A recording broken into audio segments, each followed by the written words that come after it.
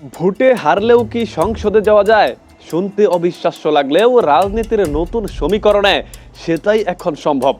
মির্জা আব্বাসের কাছে পরাজিত হলেও সংসদের বাইরে থাকছেন না জুলাই বিপ্লবের অগ্নিকণ্ঠ নাসির উদ্দিন পাটোয়ারি। ঢাকা ৮ আসনে জয় পেয়েছেন মির্জা আব্বাস, কিন্তু কয়েক হাজার ভোটের ব্যবধানেও কিভাবে এমপি হচ্ছেন নাসির উদ্দিন পাটোয়ারি? ৩-৪ হাজার ভোটের এই নাটকীয় ফারাক কিভাবে বদলে দিল রাজনৈতিক হিসাব নিকাশ? আজকের ভিডিওতে থাকছে সেই রুদ্ধশ্বাস রাজনৈতিক গল্পের ভেতরের কাহিনী।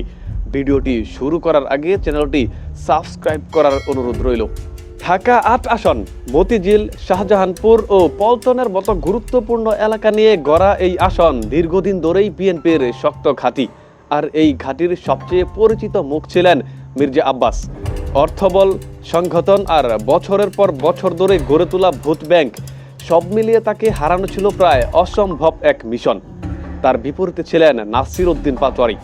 তার শক্তি ছিল জুলাই বিপ্লবের চেতনা, তরুণদের উদ্দীপনা আর পরিবর্তনের স্বপ্ন।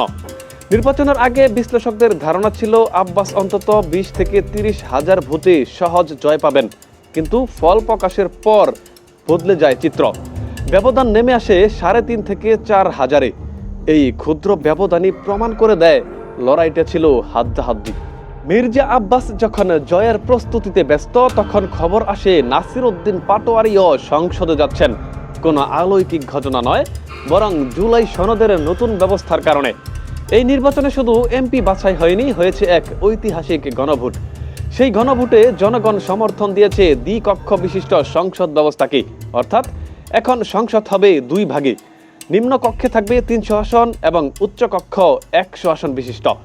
ঢাকা ৮ আসন থেকে মির্জা আব্বাস জিতেছেন নিম্ন কক্ষে, যেখানে ফার্স্ট পাস্ট দ্য পোস্ট পদ্ধতিতে বেশি ভোট পেলেই জয় নিশ্চিত। কিন্তু উচ্চ কক্ষের নিয়মটি ভিন্ন। এখানে নির্বাচন হয় আনুপাতিক প্রতিনিধিত্ব পদ্ধতিতে। দল সারা দেশে যত শতাংশ ভোট পাবে, ১০০ আসনের মধ্যে তত শতাংশ আসন পাবে।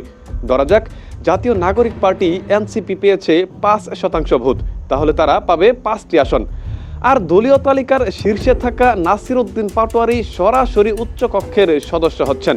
অর্থাৎ সরাসরি আসনে অল্পের জন্য হেরে গেলেও দলীয় ভোটের জোরে তিনি ঠিকই আইন প্রণেতা হিসেবে সংসদে প্রবেশ করবেন।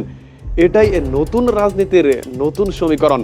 তাহলে সংসদে গিয়ে কার ভূমিকা কি? এখানেই তৈরি হয়েছে এক নতুন সমন্বয়।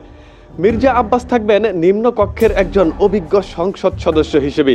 ঢাকার রাজনীতি, এলাকার অলিগলি, রাস্তাঘাট, ড্রেনেজ, স্থানীয় উন্নয়ন, এসব বাস্তব সমস্যার সমাধানই হবে তার প্রধান কাজ। জনগণের দৈনন্দিন চাহিদা ও উন্নয়নমূলক কার্যক্রম এগিয়ে নেওয়াই তার দায়িত্ব। অন্যদিকে নাসির উদ্দিন পাটোয়ারি বসবেন উচ্চ কক্ষে একজন নীতি নির্ধারণ হিসেবে। তার লড়াই হবে বড় পরিসরে। ড্রেন বা কালভার্ট নয়, বরং রাষ্ট্র কাঠামোর সংস্কারই হবে তার ফোকাস। পুলিশ সংস্কার কিভাবে হবে, সংবিধানকে কিভাবে আরও গণতান্ত্রিক করা যায়, প্রশাসনের স্বচ্ছতা ও জবাবদিহি কিভাবে নিশ্চিত করা সম্ভব, এ ধরনের নীতিগত ও বুদ্ধিভিত্তিক বিতর্কে তিনি ভূমিকা রাখবেন। যুক্তি ও তথ্য দিয়ে তিনি উপস্থাপন করবেন তরুণ প্রজন্মের সেই স্বপ্ন যা জুলাই বিপ্লবে রাস্তায় নেমে উচ্চারিত হয়েছিল। অর্থাৎ একজন মাঠের অভিজ্ঞ যোদ্ধা, যিনি উন্নয়নের বাস্তব কাজ সামলাবেন, আরেকজন নীতির ময়দানে রাষ্ট্রের ভবিষ্যৎ রূপরেখা আঁকবেন। এই সমীকরণ দেখিয়ে দিচ্ছে বাংলাদেশের রাজনীতিতে এখন শুধু শক্তির প্রদর্শন নয়, মেধা ও নীতির রাজনৈতিক সূচনা হয়েছে। ঢাকা ৮ আসন থেকে ২ নেতাই সংসদে যাচ্ছেন, এটা মোটামুটি নিশ্চিত। তবে ভূমিকা আলাদা। মির্জা আব্বাস থাকবেন মাঠ ভিত্তিক নেতৃত্বে, আর নাসির উদ্দিন পাটোয়ারি কাজ করবেন নীতি নির্ধারণের অঙ্গনে।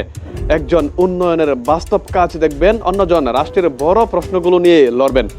এই নতুন গণতান্ত্রিক কাঠামো কাউকে বাদ দেয় না, বরং যোগ্যতাকে জায়গা করে দেয়। নাসির উদ্দিনের সংসদে যাওয়া তরুণদের জন্য শক্ত বার্তা।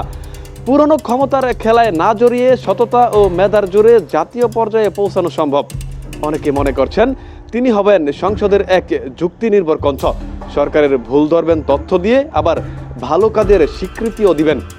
সামনে হয়তো আমরা দেখব আরো গঠনমূলক বিতর্ক, যেখানে বিরোধিতা মানে বাধা নয়, বরং জবাবদিহিতা নিশ্চিত করা। এটাই হতে পারে নতুন ধারার রাজনীতি, যেখানে অর্থ বা ভয় নয়, যুক্তিই হবে আসল শক্তি। তবে প্রশ্ন থেকেই যায়, উচ্চ কক্ষে বসে নাসির উদ্দিন পাটোয়ারি কি পারবেন তরুণদের সেই আকাশচুম্বী প্রত্যাশা পূরণ করতে? আপনার গঠনমূলক মন্তব্য জানিয়ে যান আমাদের কমেন্ট বক্সে।